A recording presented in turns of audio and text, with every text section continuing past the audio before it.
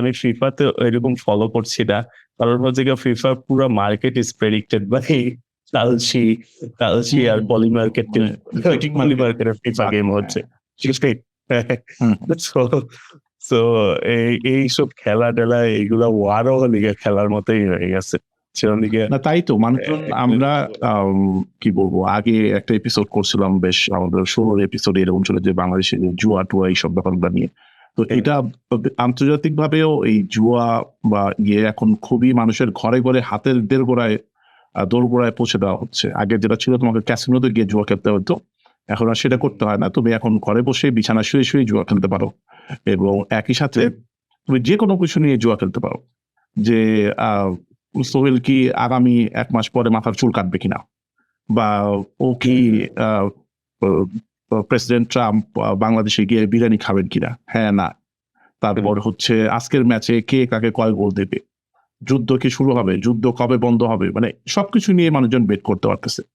Everything মানে এটা মানে কি একটা আনবিলিভেবল ব্যাপার মানে সারা। এবং তুমি যেটা বলছিলে যে এটা আবার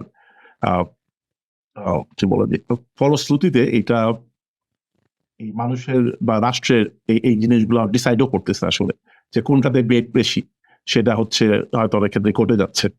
বা আবার অনেক ক্ষেত্রে হচ্ছে যারা ইনসাইডাররা করে তারা দেখা যাচ্ছে এইটার সুযোগ নিয়ে অনেকে কিন্তু আবার মিলিয়ন ডলার কামাচ্ছেও।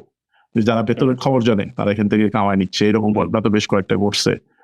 2 জনকে ধরাও হয়েছে, একটা যেমন ওই যে গুগলের একটা কোম্পানির কাউকে ধরা হয়েছিল, আর একটা ইরান না এটা হচ্ছে ভেনেজুয়েলাতে যে আক্রমণ করতে গেছে মাদুরোকে তুলে আনলো তখন ওই যে টিম তুলে আনতে গেছে তাদের একজন হচ্ছে মাদুরোকে তুলে আনা নিয়ে বেট করছিল, তাই না? এরকমটাই করছিল না?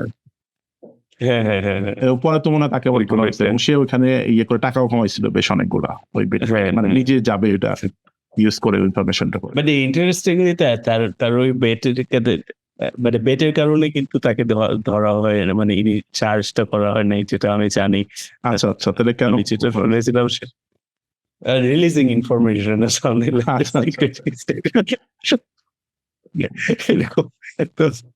তো এই ছোট এই জিনিসগুলো হাস্যকর হয়ে গেছে যে একটা war is a big deal or something like that. এটা নিয়ে কত থিওরি আছে, কোন দেশ সেটাকে উস্কানি দিচ্ছে, এটা দিচ্ছে। বাট গিয়ে দেখা যাচ্ছে ওয়ারের ব্যাপারে আজকাল আমরা যদি কোনো কিছু জানতে চাই আমাদেরকে পলি মার্কেট, কালসি এসব বেটিং এগুলোতে গিয়ে নিউজ নিতে হবে। আমার নিউজ পড়েও কোনো লাভ নাই, কোনো জার্নালিস্টিক কোনো এভিডেন্স বা কিছু দরকার নেই। আমাদের ওইখান থেকে দেখলেই বোঝা যাবে যে ওয়ারের অবস্থা কি হবে।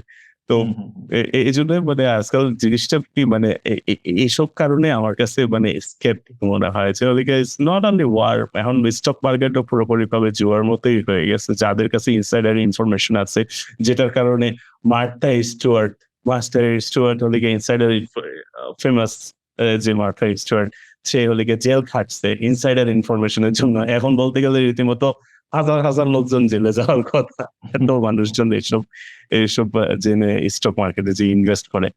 তো I think the world has changed. এটাই বলতে হবে যে মানে ট্র্যাডিশনাল ওয়ার, ট্র্যাডিশনাল কিছু না, এটা তো অনেকে বলার চেষ্টা করছে যে আগের যে ওয়ার্ল্ড অর্ডার ছিল it's being replaced by the new world order, এবং এই রিপ্লেসমেন্টটা হচ্ছে করতেছে। We are actually seeing that replacement. আর যেটা তো ওয়ার্ল্ড অর্ডার এখনো পুরোপুরি ফর্ম করেনি, ইটস হ্যাপেনিং।